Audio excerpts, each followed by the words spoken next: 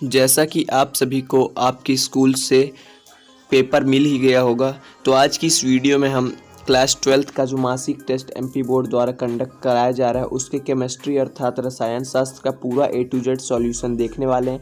फिर चाहे 1 नंबर का क्वेश्चन हो, 2 नंबर का हो, 3 नंबर का हो या फिर 4 नंबर का हो, एकदम अच्छे से बताने वाले हैं। ठीक है ना, आपके पूरे 20 में 20 आएंगे। ठीक है, आपको किसी और वीडियो को देखने की ज़रूरत नहीं पड़ेगी। अच्छे से आपके लिए पूरा तैयार किया गया है यहाँ पर सॉल्यूशन। ठीक है ना, और आपको इसकी PDF भी कैसे प्राप्त करनी है वो भी वीडियो के लास्ट में बता दिया जाएगा।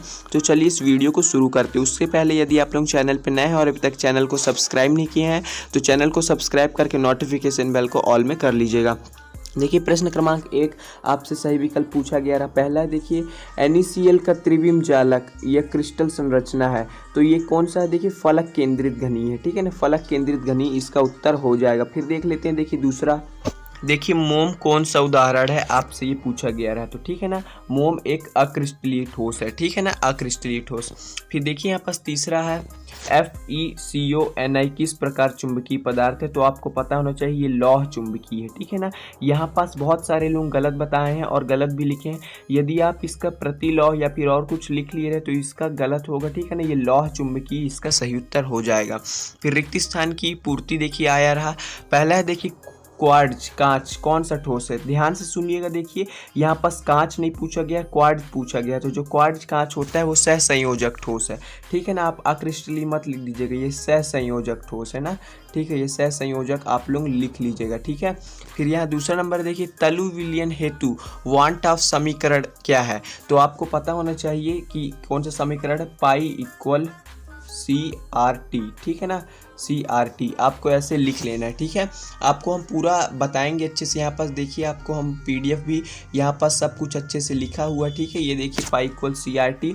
अब चलते हैं अगले प्रश्न की ओर, जो कि था आपका प्रश्न क्रमांक यहाँ पास से चालू हो जाता है 3 का पहला यूनिट सेल के घनत्व का सूत्र लिखिए। तो यूनिट सेल के घनत्व का सूत्र देखेंगे और डोपिंग की परिभाषा देखेंगे और मूलरता से क्या समझते हो और राउल्ट का नियम देखेंगे। अब यहाँ नीचे नहीं आएंगे, क्वेश्चन बता दिए हैं तीनों के।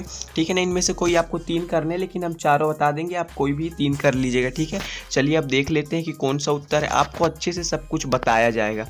ठीक है, यहाँ पास से देखिए चालू है आपको क्रिस्टल वो। ठीक है ना, इकाई कोष्टिका का आपको घनत्व का सूत्र पूछा गया रहा, तो ये है। ठीक है ना, आप लोग देख सकते हैं सूत्र ये है, आप लोगों को यही लिखना है। ओके, तो ये हो गया प्रश्न क्रमांक 1 का उत्तर। तीसरे के दूसरे में आपसे डोपिंग की परिभाषा पूछा गया रहा, तो डोपिंग की परिभाषा आपको यहाँ से लिख देना है पूरा यहाँ तक। ठीक है ना, आपको बस इतना लिख देना, पूरा का पूरा नंबर मिलेगा।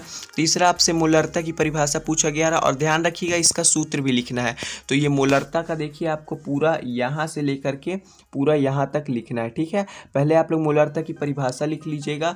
ठीक है, यहाँ पास ये देखिए, फिर यहाँ पास मोलरता का सूत्र लिख लीजिएगा, फिर उसको सांकेतिक रूप में लिख दीजिएगा ताकि आपको पूरे के पूरे नंबर मिल सके। ठीक है, तो चलिए मोलरता भी हो गया। फिर यहाँ आपसे राउल्ट का नियम पूछा गया रहा। ठीक है, तो राउल्ट का नियम आप लोग यहाँ देख सकते हैं, पूरा यहाँ से लिखिएगा और यहाँ तक लिख दीजिएगा। अब ध्यान रखिएगा ये जरूर लिखिएगा। ठीक है ना, ये जो दिया गया है इसको भी लिख दीजिएगा। ठीक है, तो आप लोग ये राउल्ट का नियम भी यहाँ से लिख लीजिएगा। फिर अब चलते हैं अगले क्वेश्चन की ओर, जो कि आपका प्रश्न क्रमांक 4 था। इसमें भी आपको 4 प्रश्न दिए गए थे जिसमें से कोई 3 करना रहा, तो हम पहला, दूसरा और तीसरा करेंगे, चौथा वाला छोड़ देंगे। ठीक है ना, क्योंकि कोई 3 करना है। पहला देखिए बोल रहा है आदर्श एवं अनादर्श विलयन में प्रमुख अंतर। दूसरा समपराश्रयी, अतिपराश्रयी और अल्पपराश्रयी विलयन क्या होते हैं, और तीसरा SCC BCC FCC। तो अब प्रश्न नहीं देखेंगे, अब सीधा उत्तर चलते हैं। ठीक है, तो उत्तर में यहाँ पास आपको देखिए देखने को मिलेगा, हम आपको दिखा देते हैं। यहाँ पास ये देखिए आदर्श और अनादर्श विलयन में आपको अंतर यहाँ से लिख लेना है। ठीक है, पहला अंतर आप यहाँ से यहाँ तक लिख लीजिएगा। ठीक है, ये है पहला अंतर और आप ये हेडिंग डाल लीजिएगा। ओके, ये हेडिंग आपको डाल लेना, आदर्श विलयन अनादर्श विलयन, ये पहला हो गया। फिर आपको ये दूसरा और तीसरा अंतर भी लिख लेना है। ठीक है, दूसरा और तीसरा अंतर भी आपको ये लिख लेना है जो कि दिया गया है। आप चाहे स्क्रीनशॉट ले लीजिए फिर वीडियो को रोक के। फिर देखिए आपसे पूछा गया है दूसरा समपरासी, अतिपरासी और अल्पपरासी। ठीक है, तो ये समपरासी की परिभाषा हो गई। ठीक है, आप लोग यहाँ देख लीजिए, ऐसे विलयन जिनके परासरण दाब समानता पर समान हो समपरासी विलयन विलयन कहलाते हैं। आप बस इतना लिखेंगे तब भी चलेगा, लेकिन आप ये लास्ट तक लिख दीजिएगा, ठीक है। यहाँ से यहाँ तक पूरा लिख दीजिएगा आप, ठीक है, तो ज़्यादा अच्छा होगा। ये समपरासी विलयन की परिभाषा हो गई। फिर आपसे अल्पपरासी पूछा गया रहा, तो अल्पपरासी का तो आप सीधा अच्छे से दिख रहा होगा आपको, आप यहाँ से यहाँ तक लिख दीजिएगा, ठीक है। ये अल्पपरासी की परिभाषा हो गई। फिर आपका अतिपरासी आता है, तो अतिपरासी भी आप यहाँ से यहाँ तक लिख दीजिएगा, ठीक है। यहाँ से यहाँ तक अतिपरासी आप लिख दीजिएगा, ओके। आप लोग देख लीजिए। तो यहाँ से हमारे प्रश्न क्रमांक 4 का दूसरा भी हो जाता है। फिर प्रश्न क्रमांक 4 का तीसरा देख लेते हैं, जिसमें आपसे SCC किसको बोलते हैं? सिंपल क्यूबिक यूनिट सेल, अर्थात आद्य एकक कोशिका, जिसको सरल एकक कोशिका भी कहते हैं, उसकी परिभाषा। तो आपको देखिए ये हेडिंग डाल लेना है, ठीक है ना। सबसे पहले ये हेडिंग डाल लेना है और उसके बाद यहाँ से यहाँ तक लिखना है, ठीक। यहाँ से यहाँ तक आप लिख दीजिएगा। ये आपका SCC हो गया, ठीक है। और फिर अब चलते हैं BCC की ओर। तो ये आपका BCC है, ठीक है।